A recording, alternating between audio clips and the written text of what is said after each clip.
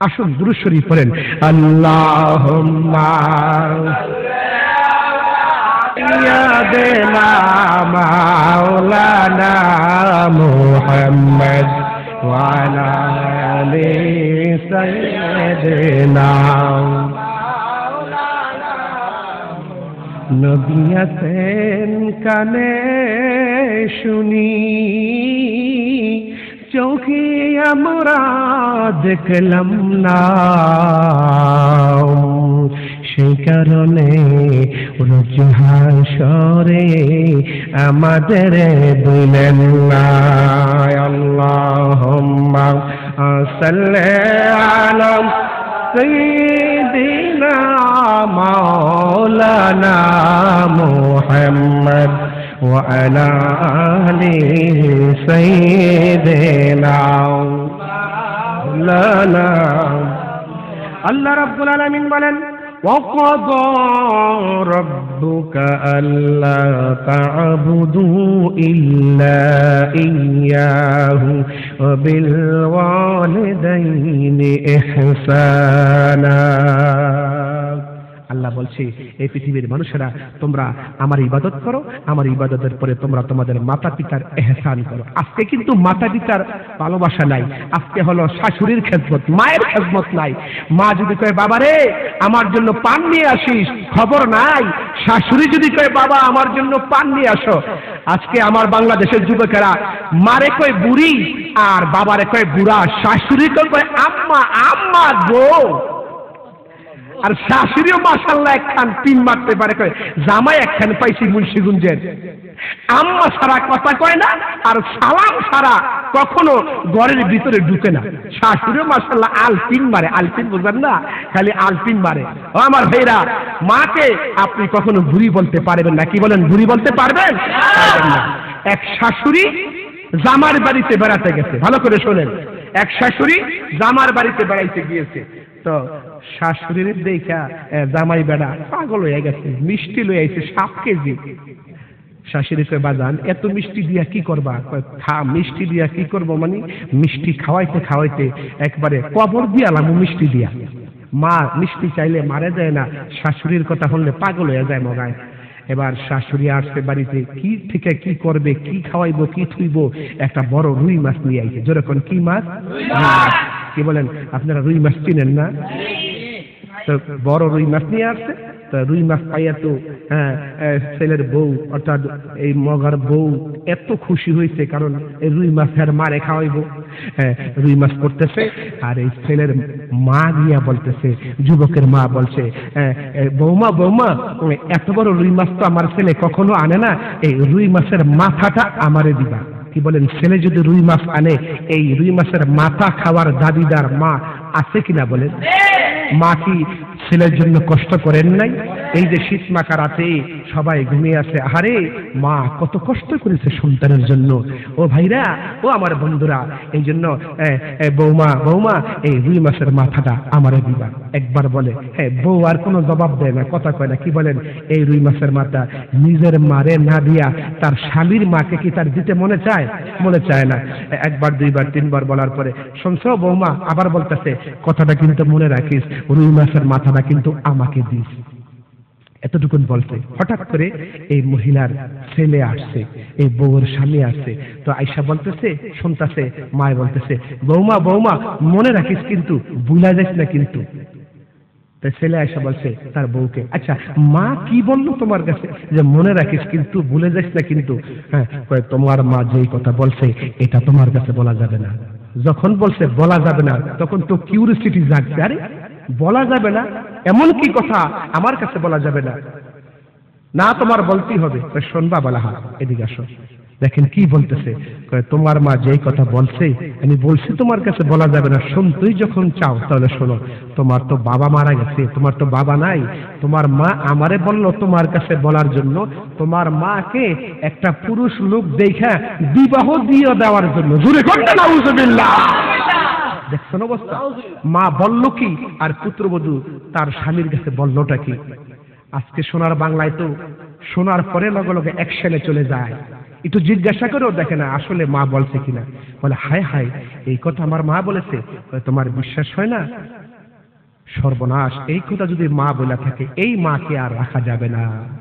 কপাল পোড়া সন্তান, একটু জিজ্ঞাসাটা করবি মার কাছে, ও মা আপনি কি এই কথাটা বলছেন কিনা।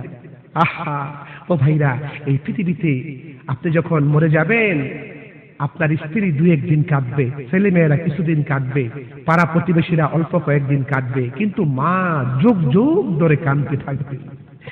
এই পদ্মা মেঘনা যমুনার তীরে কতদিন চলে যায় আসে না তো ফিরে। এই পদ্মা মেঘনা যমুনার তীরে কতদিন চলে যায় আসে না তো ফিরে। একদিন আমিও হারিয়ে যাব। ঠিক কিনা বলেন? এই যে পদ্মা মেঘনা যমুনায় ঢেউ আসে, নদীর তীরে ঢেউ থেমে যায়, এসে যখন পড়ে যায় এই ঢেউ কি আবার পুনরায় ফিরে আসে নাকি? মানুষের হায়াতের বেলা একদিন শেষ হয়ে গেলে ওই বেলা আর কখনো ফিরে আসে না। আপনি রাস্তাঘাটে, দোকানে পাটে, বাজারে বিভিন্ন জায়গায় ঘোরাফেরা করেন, সময় চলে যায়, ওই সময় কিন্তু আর কখনো ফিরে আসে না। Time and tide wait for none, সময় ও স্রোত কারোর জন্য অপেক্ষা করে না। এই পদ্মা মেঘনা যমুনার তীরে কতদিন চলে যায় আসে না তো ফিরে। একদিন আমিও হারিয়ে যাব, একদিন আমিও হারিয়ে যাব, আসব না কবু ফিরে। এই পদ্মা মেঘনা যমুনার তীরে কতদিন চলে যায় আসে না তো ফিরে।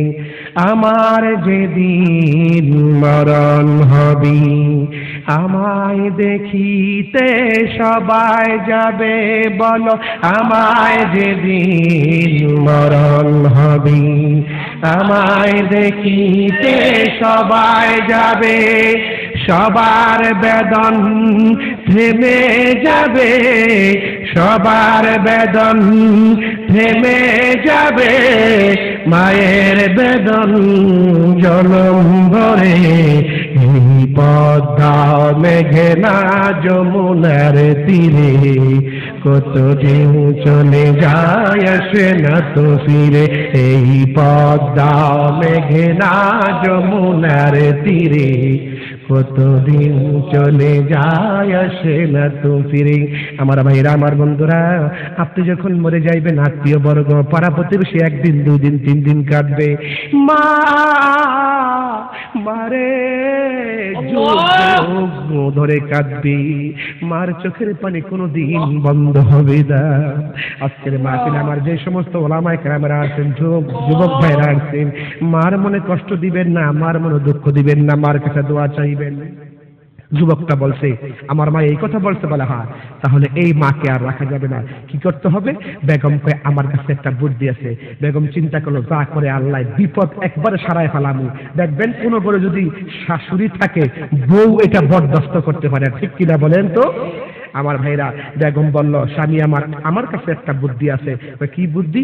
রাত যখন গভীর হবে একটা থালার বস্তার ভিতরে তোমার মারে ভইরা, ওই যে বালুচর আছে না নদীর উপরে বালুচর, নদী নৌকা দিয়ে পাড়ি দিয়ে বালুচরে নিয়ে তোমার মারে বস্তা বেঁধে তারপরে রেখে দিব, 2-4 দিন থাইকা এমনি বুড়া মানুষ মরে নেব।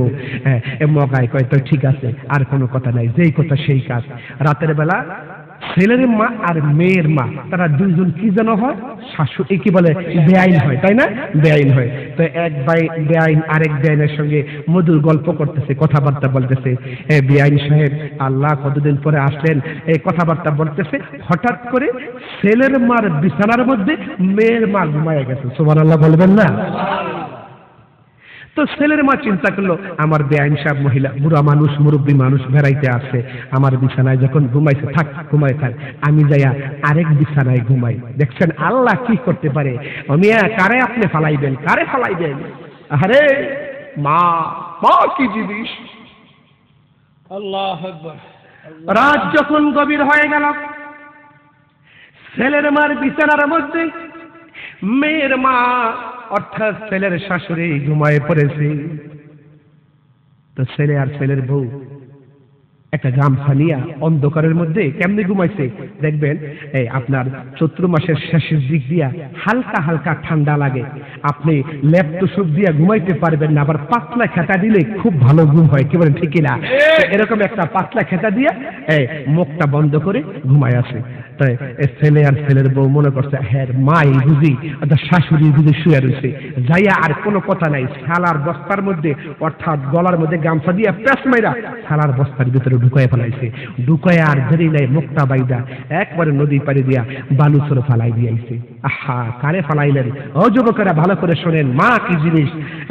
ছেলে তো বাড়িতে আইসা আহা মা মাগো তোমারে ফালাই দিয়েইলাম, মারে আমি আমার বেগমের কথায় ফালাই দিয়ে এলাম, আমার মা কি চাইছিল মনে রাখিস কথাটা। আহা, ছেলে তো কলিজাটা জ্বলতেছে, যখন বলতেছে মা মা মা মা যখন বলেছে, মা যে রুমে ঘুমাইছিল মা আস্তে করে ঘুম জেগে গেছে। কিরে বাবা কি সে? মা তুমি এখানে আইলে কি পারে? এখানে আইলাম মানে আমি তো এখানেই ঘুমাইছি। মা তুমি এই নদীর হেফার চলে এফার আইলা কেমন? বাবা কষ্ট, তোর মাথা গরম হয়েছে। মা তাহলে আমি কারে ফালাই দিলাম? শাশুড়িরে ফালাই দিলাম। ও মা তুমি ঘুমাইছিলে কোথায়? বাজান আমি ঘুমাইছি এই রুমে, আর তোর শাশুড়ি ঘুমাইছিল আমার রুমে। সুবহানাল্লাহ। মিয়া কারে আপনি ফালাইবে? ছেলে বলেন মা গো, ও মা একটা কথার জবাব দাও গো মা, তুমি আমার বেগমের কাছে কি বলেছিলাম? এবার মা বলছেন বাবা রে, তুমি তো এত বড় রুই মাছ কখনো কিনে আনো নাই। ও বাবা আমি রুই মাছটার মাথা খেতে চেয়েছিলাম, আমার বেগমের কাছে বলেছিলাম, আমার পুত্রবধূর কাছে তোর বউর কাছে বলেছিলাম, ও বৌমা এই মাছের মাথাটা কিন্তু তুমি আমাকে খেতে দিবা। মা তুমি কি মাছের মাথা খাইতে চাইছিলা? বলে হ্যাঁ। মা আমার স্ত্রী যে আরেকটা কথা বলল। কি কথা বাবা? মা তুমি কি বলেছিলা তোমাকে আরেক জায়গায় বিবাহ দেওয়ার জন্য? মা আর চোখে পানি রাখতে পারলেন না। মা বলে বাবা রে, এই শেষ বয়সে আমার পুত্রবধূ আমার কলঙ্কের পরে, চরিত্রের পরে কলঙ্কের দাগ বসাইল, এই জীবন আমি আর রাখতে চাই না। মা আমি বুঝতে পেরেছি আমার স্ত্রী তোমার বিরুদ্ধে লেগেছে গো মা। যেই মাকে আমি না বুঝিয়া সেই বালু চরে নদী পাড়ি দিয়া ফালাই দিতে চেয়েছিলাম, আল্লাহ আমার মাকে রক্ষা করেছে, আমাকে রক্ষা করেছে। এই স্ত্রী আমি আর রাখতে চাই না। 1 তালাক 2 তালাক 3 তালাক দিয়া আমার বেগমকে আমি বিদায় করে দিলাম। মা বাবার কথা মতন যে যেন চলে না, মা বাবার কথা মতন যে যেন চলে না, আল্লাহ নবীজির দয়া তারা পাবি না। বলো আল্লাহ নবীজির দয়া তারা পাবি না। ভাইরা আমার বন্ধুরা, মার খেদমত করবেন, বাবার খেদমত করবেন, মার কাছে দোয়া চাইবেন, বাবার কাছে দোয়া চাইবেন। কোথায় যখন যাইবেন মার পায়ের মধ্যে হাত রেখে সালাম করে তারপরে যাইবেন। যত বিপদ মুসিবত থাকুক না কেন আল্লাহ পাক মার দোয়ার বদৌলতে আপনার বিপদ মুসিবত দূর করে দিবে। আমার ভাইরা, মা সবচাইতে বড় পীর, মার মতো আপন পৃথিবীতে আর কেউ নাই। আমার ভাইরা আমার বন্ধুরা, আরেকটা কথা বলবো আপনাদেরকে।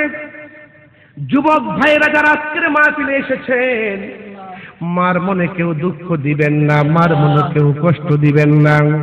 মা যদি 2 হাত তুলে আল্লাহর দরবারে দোয়া করে দেয়, আপনার দুনিয়ার সমস্ত বিপদ মুসিবত আল্লাহ পাক দূর করে দিবেন। আমিন। এখন আমি আমার পরিচয়টুকু দিয়ে দিচ্ছি। আমার নাম আলহাজ মাওলানা মুহাম্মদ আলমগীর হুসাইন বিপ্লবী। আমার গ্রামের বাড়ি হচ্ছে নাগেরচর গ্রাম, পোস্ট অফিস গজারিয়া, থানা গজারিয়া, জেলা মুন্সিগঞ্জ। আমার মোবাইল নাম্বার হচ্ছে 01711075402। আমি আবার বলছি 01711075402। এই নাম্বারে আপনারা আমার সঙ্গে যোগাযোগ করবেন।